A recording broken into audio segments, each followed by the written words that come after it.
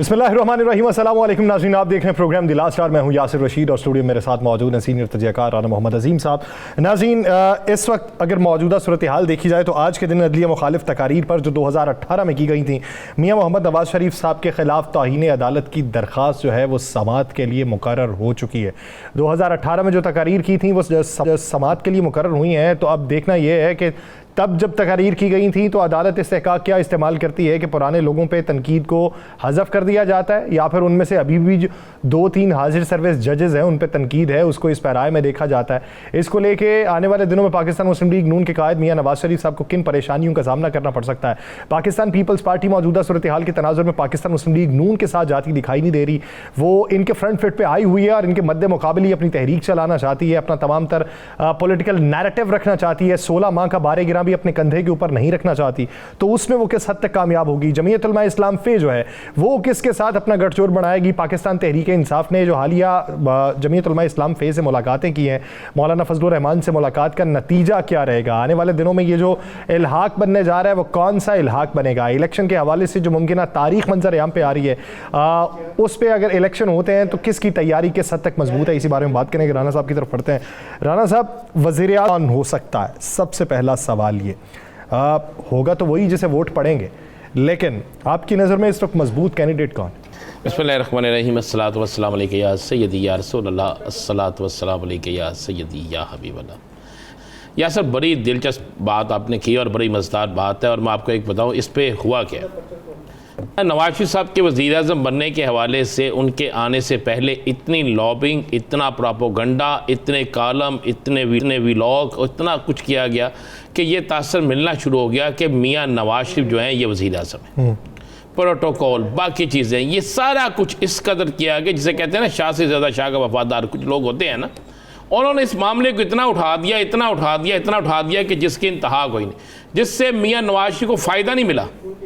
अच्छा, इतना उठाने का ये होना था कि शायद बहुत से लोग टूट के इनके घोंसलों में आ जाते, बहुत से लोग जो हैं वो दूसरी जमातों से इनके तरफ भी आते, बहुत से वोटर इनकी तरफ आ जाते कि जनाब अब तो फैसला हो गया जी, चूँकि मियाँ नवाज शरीफ को वज़ीर आज़म बनाना है।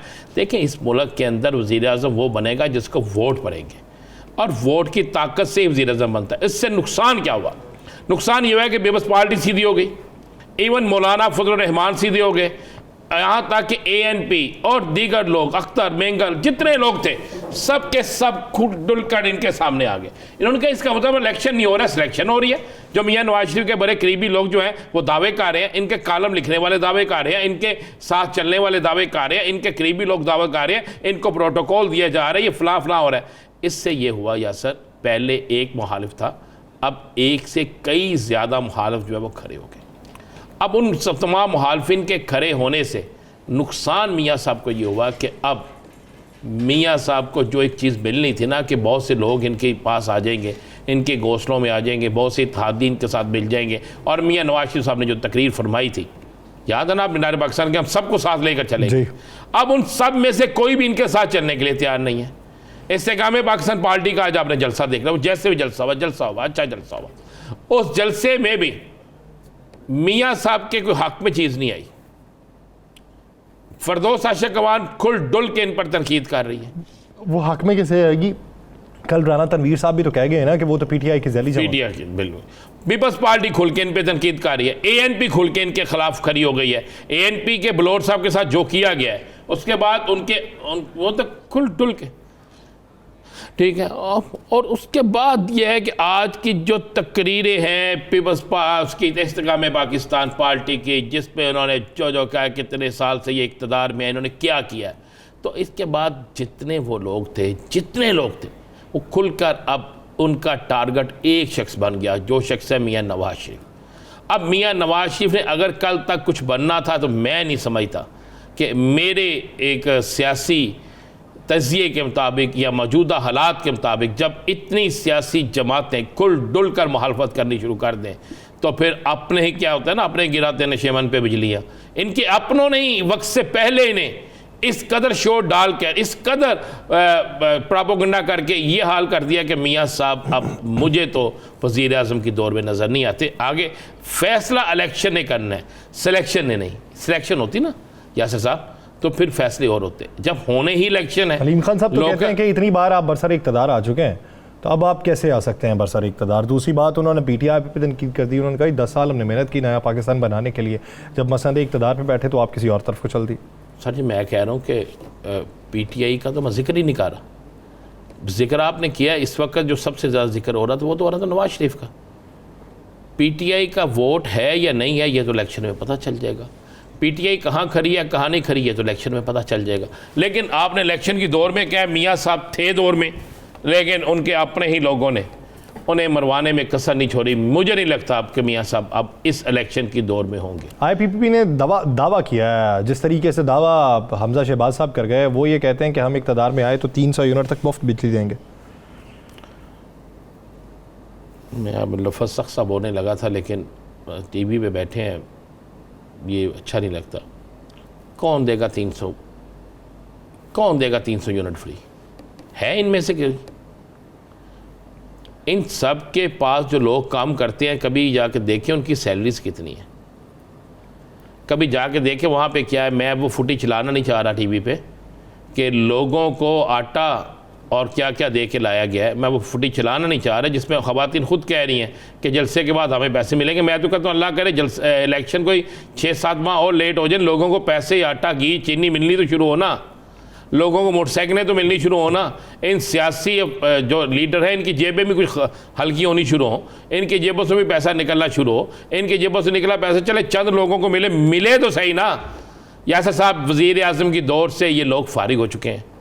मैं आपको बड़ा क्लियर कह दूं, आने वाले दिनों में कौन, मियाँ साहब भी फारिग हो चुके, IPPB भी फारिग हो चुकी, पाकिस्तान पीपल्स पार्टी भी नहीं आ सकती, उधर PTI पार्लियामेंटेरियन में भी आप किसी को नहीं समझते, JUI फे में से भी किसी को नहीं समझते, PTI में से कोई है ही नहीं, तो वज़ीर आज़म कौन बनेगा? ये कोई है नहीं, ये कहा नहीं जा सकता। ये तो आपकी ख्वाहिश हो सकती है ना। मेरी ख्वाहिश भाई एक बात तो ज़हन में रखें, जो मुजरम नहीं है, जो मुजरिम नहीं है, मुल्ज़म है, वो भी इलेक्शन लड़ सकता है। मुजरम इलेक्शन नहीं लड़ सकता। मुजरम इलेक्शन नहीं लड़ सकता चाहे वो किसी भी सियासी जमात से तल्लक रखता हो। तो इलेक्शन का शेड्यूल आने दें, इलेक्शन का मैदान सजने दें, तो आपको नज़र आ जाएगा जिसको कोई माइनस करके बैठा है वो प्लस हो गया, जो से प्लस करके बैठे हैं वो माइनस हो गया। ये फ़ैसला आवाम ने करना है और आवाम का फ़ैसला आने वाला है। मैं आपको ये भी बता दूँ, आवाम का फ़ैसला आने वाला है। आपने कल मुझसे पूछा था ना कि कौन क्या आने, चले मैं आपको बता रहा हूँ। मैंने आपको एक इशारा दे दिया। मियाँ साहब मेरी ज़ाती ख्याल में इलेक्शन की वज़ीर आज़म की दौर में नहीं है, थे उनके अपने दोस्तों की जल्दबाजी उन्हें ले डूबी। क्या अच्छा जल्दबाजियाँ, चले बता दें उसके कोई तज़किरा करते हैं छोटी मोटी। भाई देखें, सेल बड़ाई सब कहते हैं, बड़े मौसन हैं हमारे, बड़े भाई हैं, वो जो मैं सोशल मीडिया पा रहा हूँ वो कहते हैं जी उनको लाए इसलिए गया कि उनको वज़ीर आज़म बनाना है। उनके बहुत से लोग कहते हैं जी वो वज़ीर आज़म बन रहे हैं। शहबाज शरीफ साहब कहते हैं जी फाइनल हो चुका है वज़ीर आज़म है जी, वो नारे लगाते हैं। मरियम साहबा कहती है वज़ीर आज़म है, राना तनवीर साहब कहते हैं वज़ीर आज़म है, उनके बहुत से लोग कॉलम लिखने वाले कहते हैं वज़ीर आज़म है, उनके हमायत में बोलने वाले कहते हैं वज़ीर आज़म है। अगर ये फैसला अवाम के वोटों के बगैर हो गया, ये अवाम के वोट डालने के बगैर हो गया, उनकी सज़ा का तयन होने के बगैर हो गया, उनके इलेक्शन लड़ने की इजाज़त देनी है या नहीं देनी, इलेक्शन वो लड़ सकती है या नहीं लड़ सकते, उसके बगैर हो गया, तो फिर मुझे बताएं, फिर बाकी सियासी जमातें जो हैं वो एहतजाज भी करेंगी, वो सरापा एहतजाज भी होंगे, और फिर ऐसे इलेक्शन जो होंगे वो गैर मुतनाज़ा इलेक्शन हो जाएंगे। वो मुनसिफाना इलेक्शन नहीं उन्हें समझा जाएगा, जितने मर्जी वो मुनसिफाना इलेक्शन हो, लेकिन उन्हें मुनसिफाना नहीं समझा जाएगा। बड़ी बड़ी क्लियर सी बात है। नंबर एक तो मैं आपको खबर दे रहा हूँ, जिसको अवाम चाहेगी इलेक्शन वही जीतेगा। ऐसे दावे तो 2018 में भी होते थे ना जी, ऐसे दावे तो 2018 में खान साहब के बारे में होते रहे। खान साहब के बारे में दावे होते रहे हैं, बिल्कुल होते रहे हैं, लेकिन खान साहब पाकिस्तान में ही थे। खान साहब पर कोई पर्चा नहीं था, खान साहब कैदी नहीं थे, खान साहब मुजरम नहीं थे, खान साहब पर कोई ऐसा केस नहीं चल रहा था। आप मुआवजा करते हैं तो फिर मुआवजा कीजिए ना, सब कहीं करिए मुआवजा। इसी तरह अब्दुल अलीम खान साहब हैं। अब्दुल अलीम खान साहब एक, मैं कह रहा हूँ कि अब्दुल अलीम खान को मजमा लगाना आता है, उसके पास एक क्राउड है। मैंने उस दिन कहा था कि जो लाहौर में उन्होंने एक लेकिन वो सवाल पैदा होता है कि एक हल्के का क्राउड होना और पूरे पाकिस्तान का क्राउड होना, उसमें तो फ़र्क होता है ना सर। बिल्कुल फ़र्क होता है, बिल्कुल फ़र्क होता है। तो ये फ़र्क मैं आपको बताना चाहता हूँ ना, आपने मीनार पाकिस्तान पर पूरे पाकिस्तान का क्राउड इकट्ठा किया, जो एक हल्के के भी क्राउड से थोड़ा था। एक हल्के में 3 लाख कुछ हज़ार वोट हैं, NA के हल्के में, तो आपने क्या 3 लाख कुछ हज़ार बंदे वहाँ पे इकट्ठे कर लिए? वोट वहाँ पे कोई 14 साल के शख्स का नहीं है, कोई 8 साल के बच्चे का नहीं है, कोई 16-17 साल के बच्चे का नहीं है। जिसका शनाख्ती कार्ड बना उसका वोट बना वो होता है। तो वहाँ पे तो सारे वही लोग आए थे ना जिनकी एज ज़्यादा थी। तो क्या उतने लोग हैं? उतने लोग थे एक हल्के जितने? तो फिर आप बात कर लें। अभी आज जुबैर लतीफ़ ने कहना जी मैदान खुला छोड़े, हम भी यही कहते हैं मैदान खुला छोड़े। तमाम लोग जिनको इलेक्शन लड़ने की आइन इजाज़त देता है उनको इलेक्शन लड़ने दें, उनको इलेक्शन के मैदान में आने दें, और अवाम जिसको मुंतहिब करती है उसको मुंतहिब होने दें। यासर इसमें तो कोई दूसरी राय नहीं है ना, उसको मुंतहिब होने दें। लेकिन आप वक्त से पहले आप ये कह दें खान साहब वज़ीर आज़म, नवाज शरीफ वज़ीर आज़म, बिलावल वज़ीर आज़म, नहीं भाई, नारों की हद तक ठीक है, दावों की हद तक नहीं। नारों की हद तक हर सियासी जमात अपने लीडर को वज़ीर आज़म बनाए, मौलाना साहब को बनाए, ऐमन वली खान साहब को बनाए, खालिद मकबूल सदीकी को बनाए, जिसको मर्जी बनाए, ये सियासी जमातों का काम है। लेकिन वाम के वोटों से, वोट के बगैर अगर आप इलेक्शन या सिलेक्शन, इन दोनों में से एक चीज़ का फैसला करना तो इलेक्शन ही होना है। और मैं समझता हूँ पाकिस्तान के जो बेहतरीन हमारे इदारे हैं वो इलेक्शन ही करवाएंगे और मुनसिफाना इलेक्शन होंगे, क्योंकि अगर मुनसिफाना इलेक्शन नहीं होते तो फिर ये इलेक्शन टाइम नहीं निकालेंगे। या सर फिर ये इलेक्शन 3 माह, 4 माह या 5 माह, इससे ज़्यादा के इलेक्शन नहीं होंगे। अब आपने एक और बात की थी, मियाँ साहब को एक तकारीर में बुला लिया गया है। अब कानून बड़ा वाज़ेह है, एक शख्स किसी जगह खड़े हो के अगर पाकिस्तान के किसी भी बड़े अदारे के ख़िलाफ़ बात करे, अदलिया के ख़िलाफ़ बात करे, अभी तो उसमें बहुत से लोगों को बुलाया जाना है। आपने 2018 की तकारीर, मेरे पास जो आज की बड़ी ख़बर है, ख़बर मैं आपको बड़ी दे देता हूँ। ख़बर ये बड़ी है कि एक सियासी जमात ने 2018 के बाद का भी एक बड़ा रिकॉर्ड निकाल लिया है, बड़ा रिकॉर्ड, वीडियो रिकॉर्ड, और उस वीडियो रिकॉर्ड की कायदा फ्रांसिक भी करा ली गई है। ये ख़बर दे रहा हूँ आपको, फ्रांसिक भी करा ली गई है। और उस फ्रांसिक को कराने के बाद जब ये केस चलेगा तो फिर 7 जो पटिशन मज़ीद दायर होंगे और उसमें वो चीज़ें भी रख दी जाएंगी। ये लें जनाब, ये भी है, ये भी है, ये भी है। ये 2018 था, ये 2019 का है, ये 2020 का है, ये 2021 का है। ये सारा कुछ आना है, और जब वो सारा कुछ आना है तो फिर फैसला जो दोनों में से एक होगा। अगर आप कहते हैं तनकीद का हक है, ये गाली निकाल सकते हैं, चाहे अदलिया हो चाहे कोई और अदारा हो, तो फिर वो सब पे लागू होगा। और अगर आप कहते हैं नहीं है तो फिर वो भी सब पे लागू होगा। फिर कोई भी हो, चाहे कोई भी हो। पहली बात है, मैं इस चीज़ के ख़िलाफ़ हूँ। पाकिस्तान की अदलिया पे आप तनकीद फैसलों पे कर सकते हैं अपनी आइनी हदूद के अंदर रह के। आप अदारों पे तनकीद उस सूरत में कर सकते हैं जो आपका, जितनी आपको इजाज़त है। लेकिन अगर आप अदारों पर तोपों का रुख सीधा कर दें, अदारों पर हमले शुरू कर दें, अदारों के ऊपर आप तनकीद वो करें जिससे मुल्क का नुकसान हो, तो चाहे आप राना अज़ीम हो, चाहे यासर रशीद हो, चाहे कोई भी हो, फिर उसकी माफ़ी नहीं होनी चाहिए। नाज़रीन एक ब्रेक लेते हैं, ब्रेक के बाद आएंगे, इन इश्यूज़ के ऊपर मज़ीद बात की जाएगी, कहीं नहीं जाएगा। Stay with us.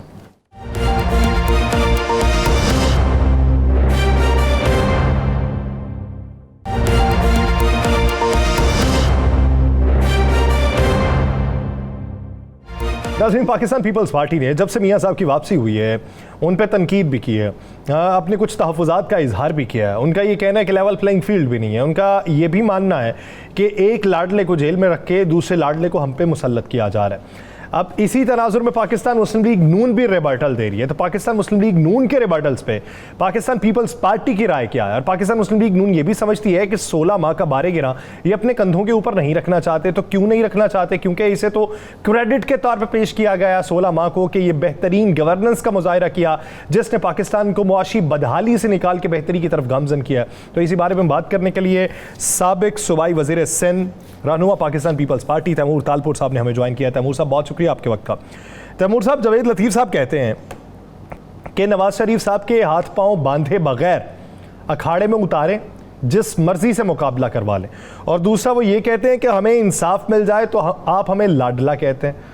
आपकी पार्टी लाडला कह रही है नवाज शरीफ साहब को, किन बुनियादों के ऊपर कह रही है? और ये लाडलापन आपको माजी करीब में दिखाई क्यों नहीं दे रहा था? बिस्मिल्लाहिर्रहमानिर्रहीम। बहुत मैं समझता हूँ कि एक पूरी कोशिश की पाकिस्तान पीपल्स पार्टी ने कि वो शहबाज शरीफ साहब की हुकूमत को कोalition में चलाएं और बेहतरीन चलाएं।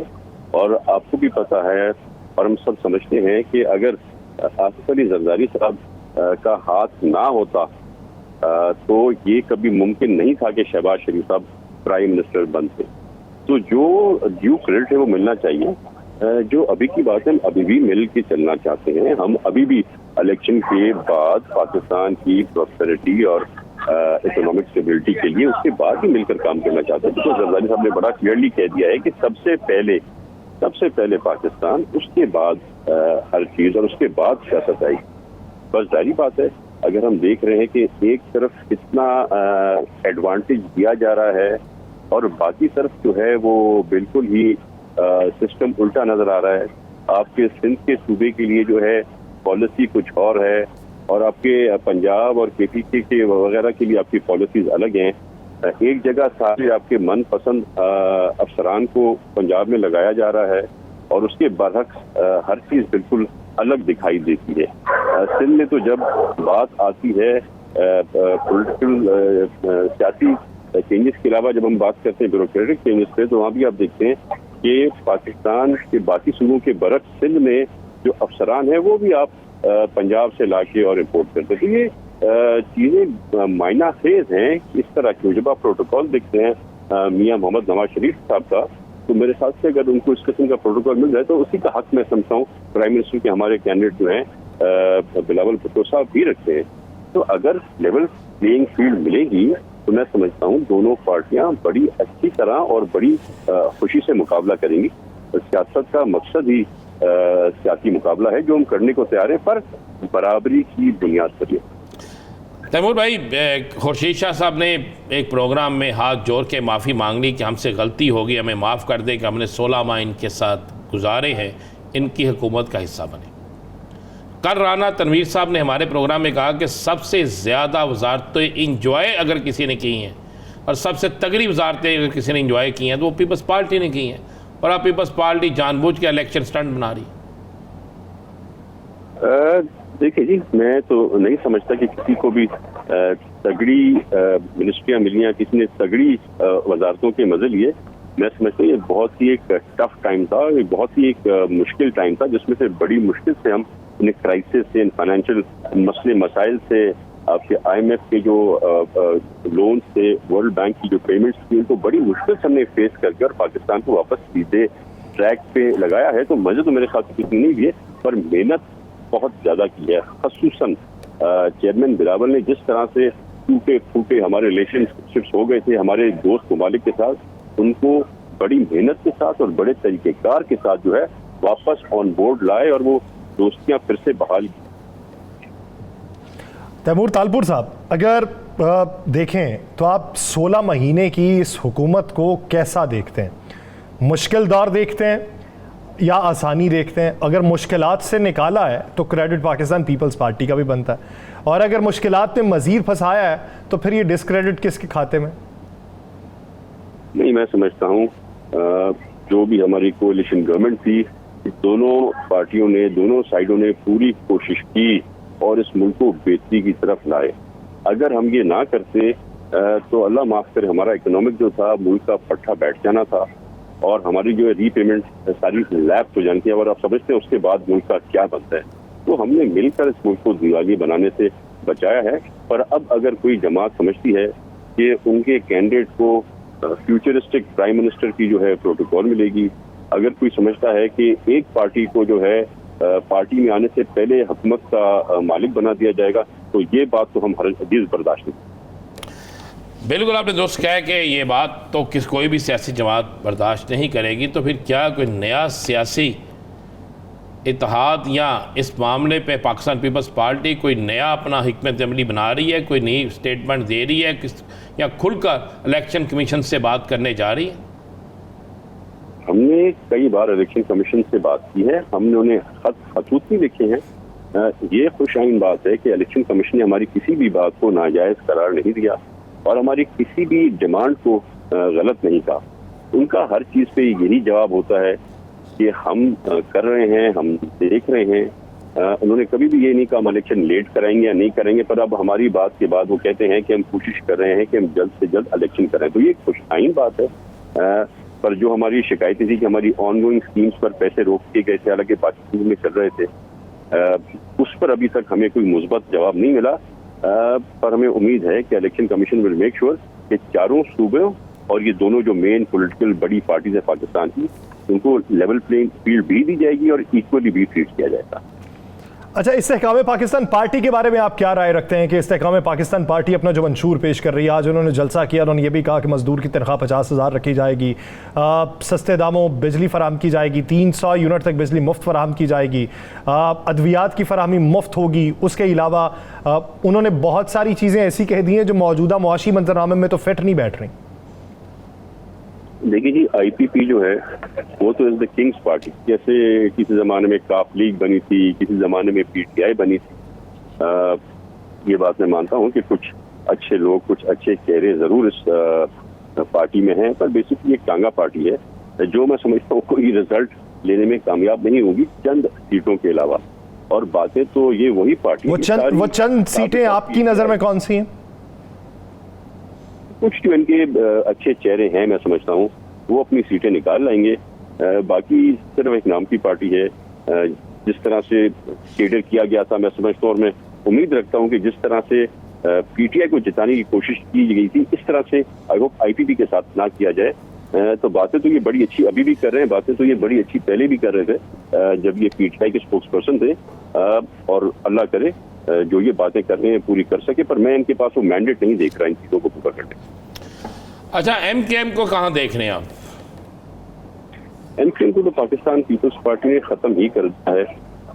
सिंध के अंदर चाहे वो कराची हो तो मेयर हमारा है, हैदराबाद हो तो मेयर हमारा है, सक्खर हो तो मेयर पीपल्स पार्टी का है, ये खास हो तो मेयर हमारा है। तो ये समझ भी गए हैं कि इनके क्या हालात हैं और ये इलेक्शन लड़ने को भी तैयार नहीं है। इलेक्शन लड़ना भी कहते ये उनमें से हैं जो किसी भी तरह इलेक्शन को लेट करना चाहते हैं ताकि इनकी जो असल हकीकत है, जो इनका भांडा है, वो सब फटके की सबके सामने ना आ जाए। अच्छा, अब अगर पाकिस्तान मुस्लिम लीग नून से पूछा जाए तो वो ये समझते हैं कि मियाँ साहब के आगे कोई कानूनी रुकावट नहीं आएगी, और उनसे ये पूछें कि मियाँ साहब के उन्हें कानूनी मुश्किलात का सामना करना पड़ता है तो सेकंड ऑप्शन कौन होगा? वो कहते हैं सेकंड ऑप्शन वाली कोई बात ही नहीं बनती। तो आपकी नज़र में क्या पाकिस्तान पीपल्स पार्टी में भी कोई सेकंड ऑप्शन है या बिलावल साहब ही?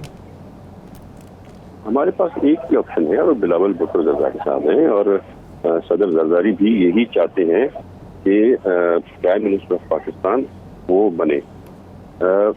इसके अलावा मैं समझता हूँ कोई और लीडर रहा नहीं है जिसको आजमाया ना गया हो। पाकिस्तान की आवाम ने पूरे पाकिस्तान के आज जितने लीडर्स हैं सबको आजमा चुके हैं और अब उनकी उम्मीदें एक बिलावल भुट्टो साहब के ऊपर गामजन हैं। बहुत शुक्रिया तैमूर तालपुर साहब इस हवाले से अपना वक्त देने के लिए।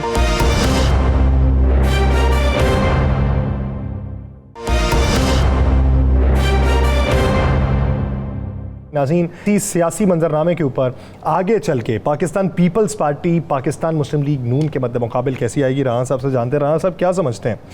लेवल प्लेइंग फील्ड की बातें पाकिस्तान पीपल्स पार्टी कर रही थी तो अब पाकिस्तान मुस्लिम लीग नून ने भी शुरू कर दी हैं। पाकिस्तान मुस्लिम लीग नून को कोई तहफ़्फ़ुज़ात हैं या वो अतमाम हुज्जत के तौर पर ये बातें कर रहे हैं?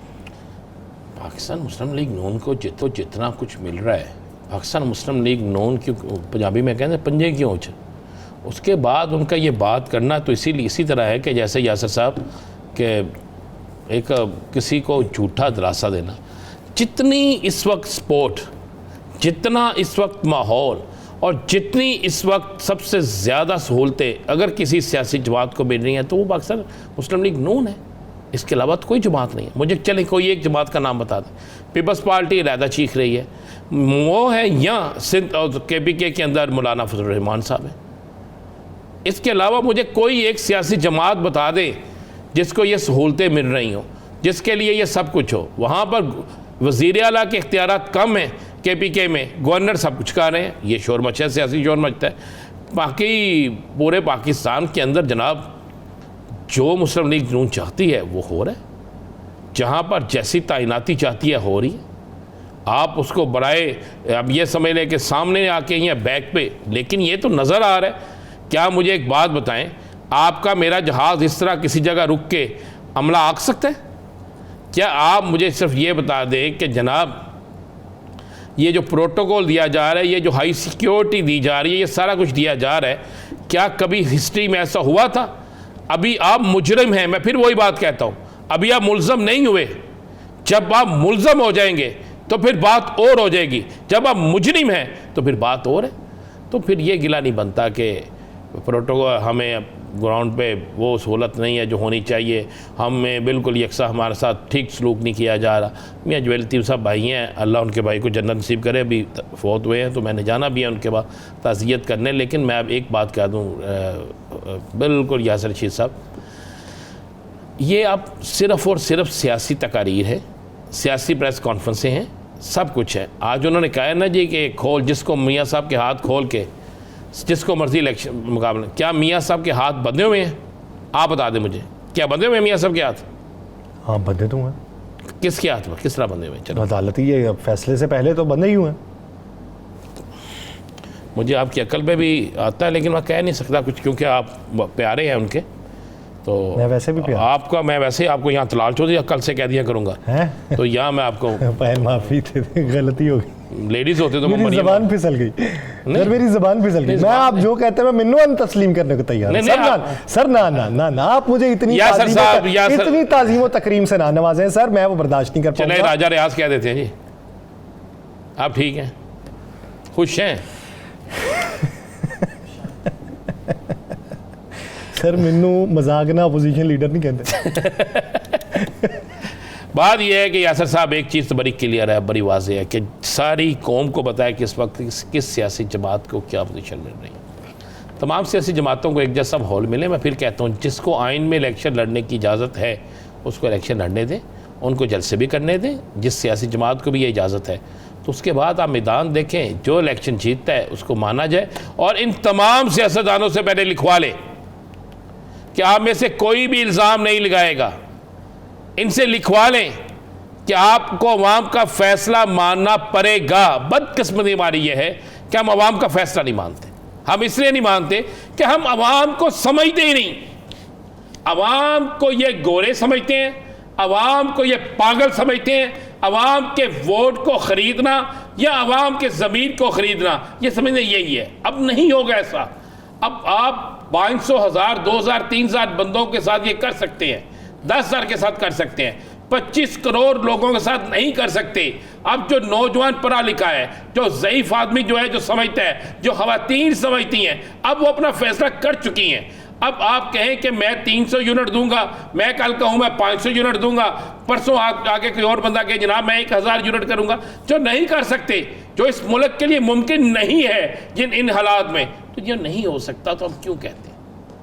चलें, इसके ऊपर मजीद बात भी की जाती है कि इन हाल के अंदर मुमकिनात में से क्या है। एक ब्रेक लेते हैं, ब्रेक के बाद वापस आएंगे। मुफ्ती किफ़ायतुल्लाह साहब हमें ज्वाइन करेंगे, कहीं नहीं जाएगा शेवदास।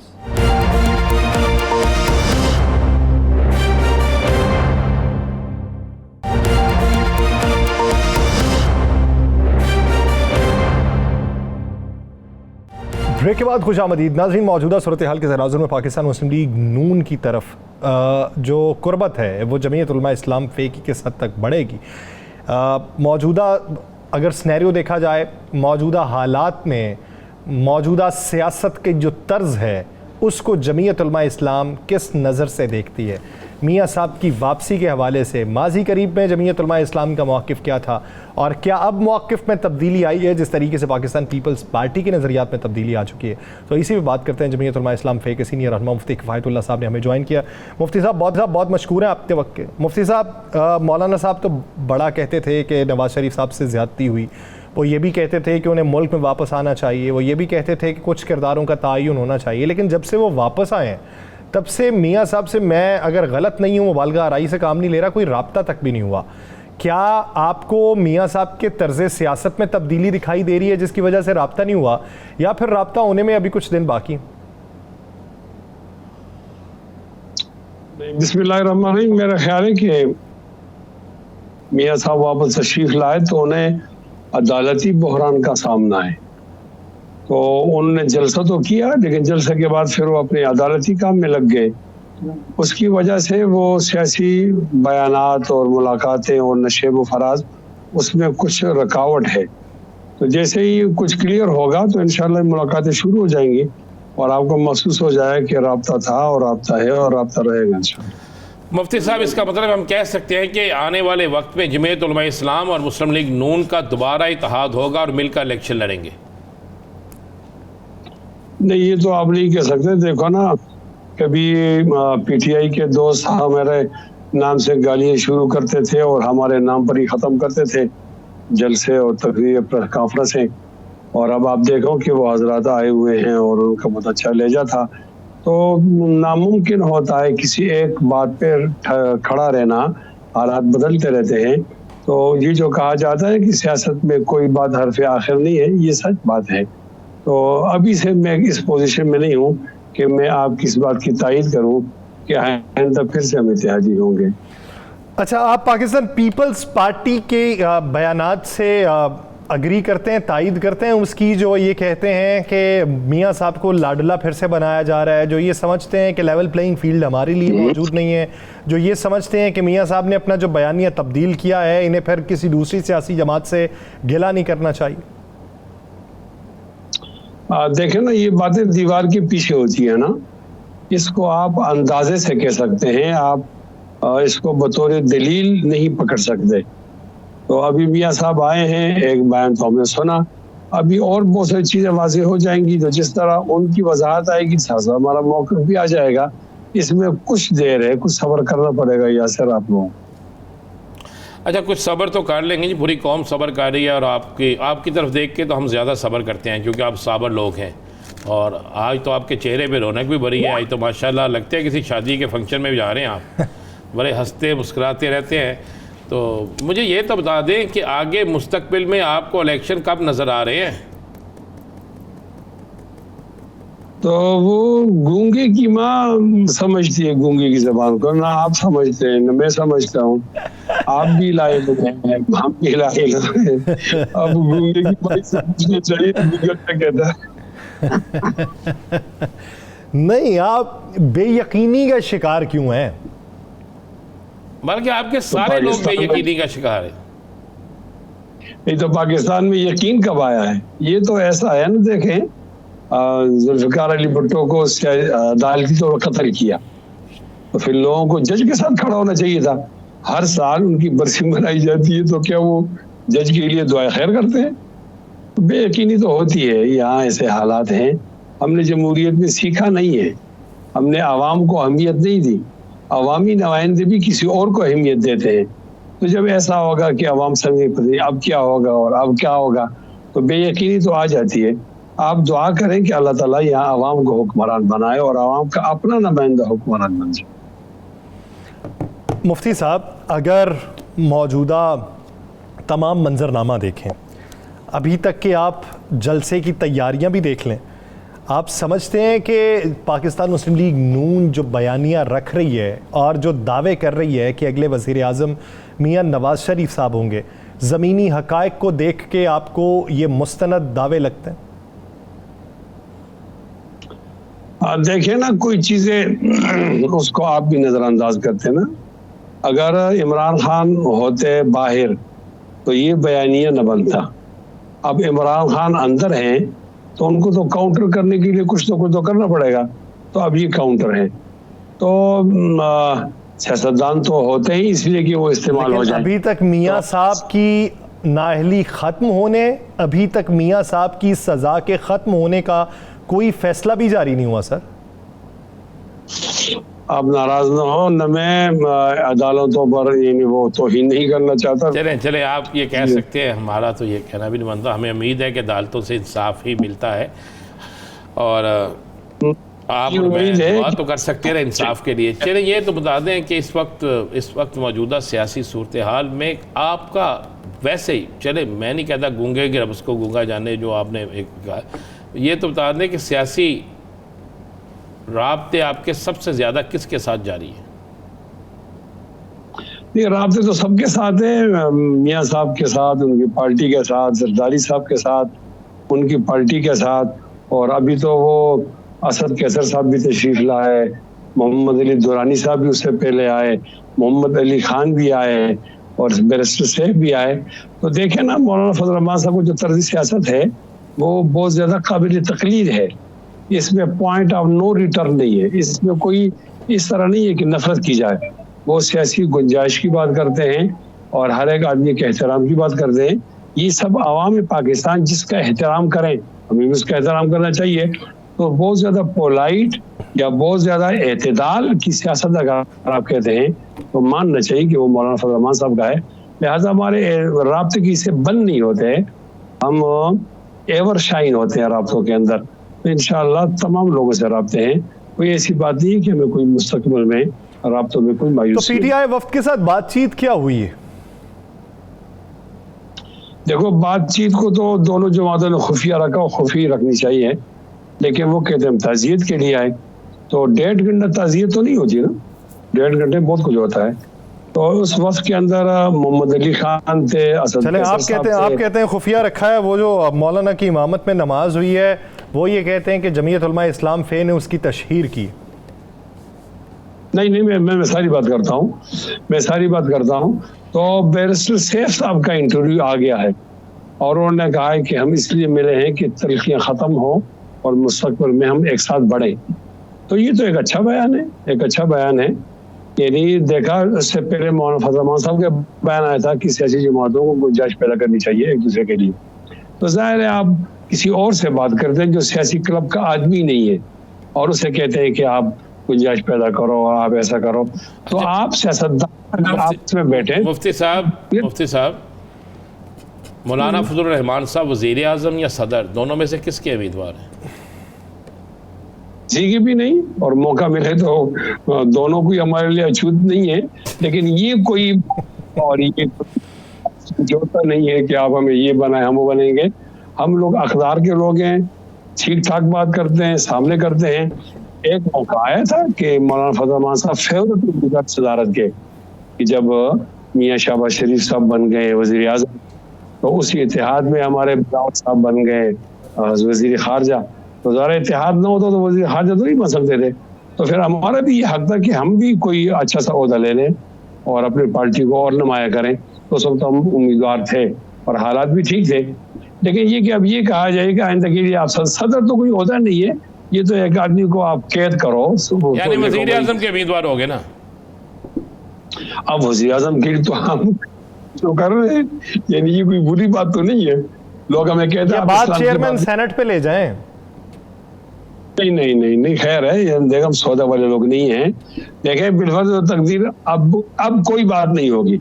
और कल कला अगर हमारे लोग ज्यादा हुए तो हम चेयरमैन सेनेट बनने में कोई ममनून तो नहीं है। लेकिन ये कि इस बुनियाद पर सियासत की जाए कि आप हमें कुछ दो और कुछ चेयरमैन सेनेट ज्यादा बंदे होने पे बनता है। आपने मुश्किल सवाल पूछा है सर। ये तो बहुत आसान सा सादा सा सवाल है, मासूमाना। दोबारा जेल नहीं जाना चाहता।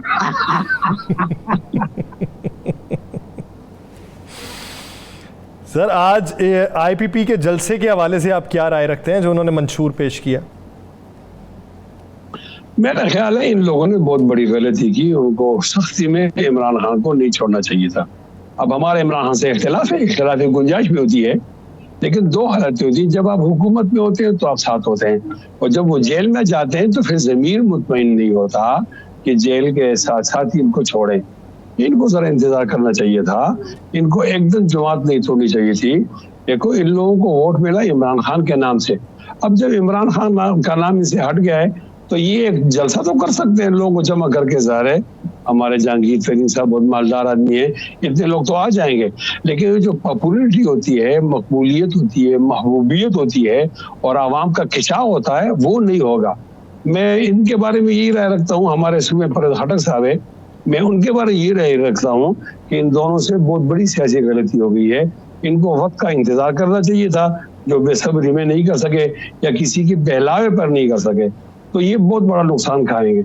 इस जलसे से तो हमें और मायूसी मिली। ये कोई अवामी जलसा थोड़ा ही था। राणा साहब, अवामी जलसा उन्हें लगा नहीं, कहते मायूसी। अवामी जलसा नहीं लगा तो फिर मीनार बक्सर वाला जलसा आपको अवामी लगा? हाँ भैया, एक आदमी 3 दफा वज़ीर आज़म बने और कोने कोने से लोगों को बुलाए, खुद ने कहा गिलगित वालों और कश्मीर वालों और कराची वालों। तो इतना तो बनता है।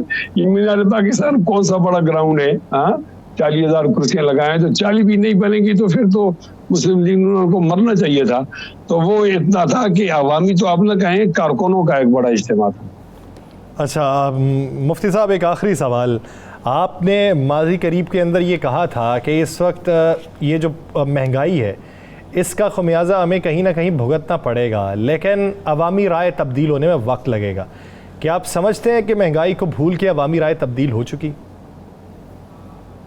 नहीं, हम जब ग्राउंड में जाते हैं तो हमें महसूस होता है कि कुछ गलतियां हुई है, लेकिन एक अजीब बात यह है ना कि इसका किसी को फायदा भी नहीं मिलेगा ना। इमरान खान भी इस गुनाह में शामिल है, मियाँ शहबाज शरीफ साहब भी शामिल हैं, और मियाँ शहबाज शरीफ साहब 100 महीनों के शामिल रहे और हम उनके एक स्टेक होल्डर तो नहीं थे, पार्टनर थे। तो इतना बोझ तो हम भी उठा रहे हैं। तो मैं नहीं समझता कि लोग भूल गए हैं।